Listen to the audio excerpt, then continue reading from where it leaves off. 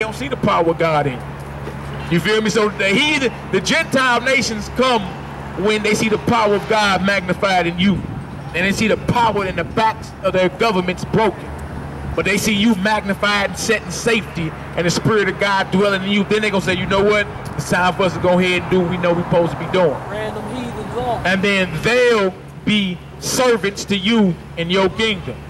Or slaves to you in your kingdom. That's right. It's a righteous servitude. And any Gentile that won't part of the kingdom of heaven shouldn't have no problem with that. They shouldn't have a problem with that. Being we done had our backs whipped for 400 years, how dare you even get mad at that? That's right. Or buck up against that. But see, if you buck up against that, if you boast against the natural branch, like it says in Romans 11, you will be cut off. So, hey, it is what it is. All right? What you done with that? Down to verse 5? Yeah. Down to verse 5. Let's do Romans chapter 3. Romans chapter 3, 1 through 4. And that's good. See, y'all peep what was going on over there.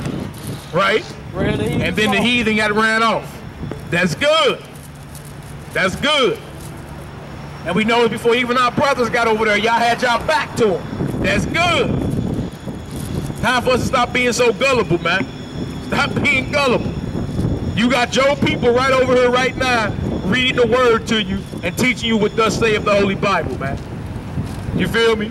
And you should, and for real, even if you don't feel what we doing, you should be proud. You know what I'm saying? Because y'all ain't never seen a group of brothers, ex-gangbangers and drug dealers on corners with the scriptures out. That should inspire anybody to get out here and work the works of God, man. Anybody.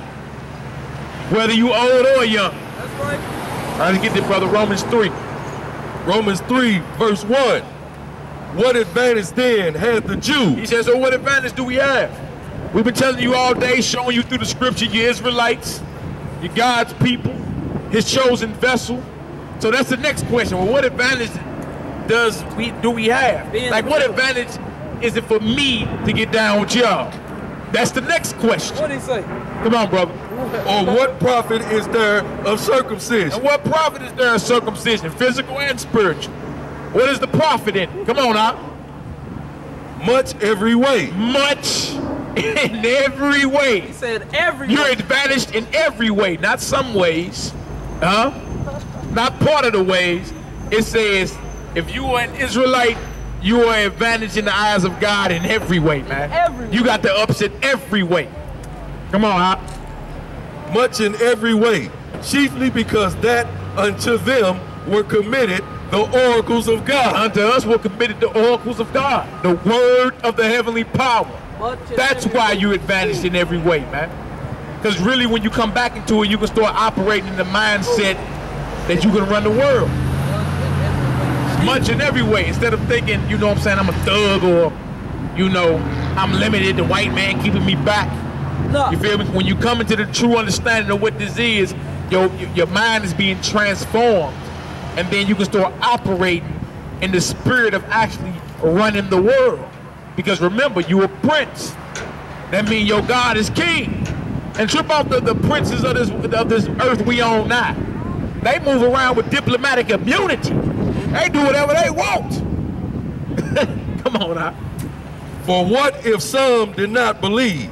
Shall their unbelief make the faith of God without effect? So what if some don't believe? Don't nobody believe what y'all talking about over there. Y'all need to go home somewhere without it. That's what they say. That's the next thing. What if some don't believe what y'all talking about?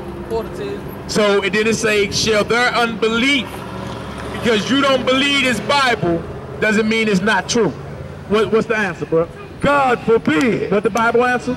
God forbid. You see, it say God forbid. If you don't believe the truth, that don't mean it's not the truth, in other words. Because you don't believe it don't mean it's not coming to pass. God forbid. Come on, Yeah. Let God be true. That's the spirit you need to be in. Let the Most High be true. Come on, But every man a liar. Now, some men. Every man a liar. Only those men over there. Every man a liar. That include us. Let God be true. Let this word be true. But every man a liar.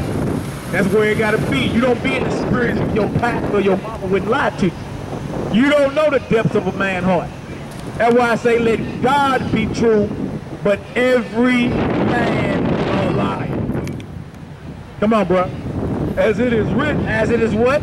As it is written. So you need to find the truth as it is written in the scriptures.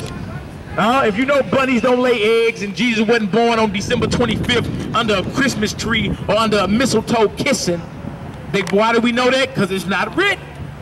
The truth is written as it is written. Come on now. That thou mightest be justified in thy saying. That you may be justified in your sayings. Come on.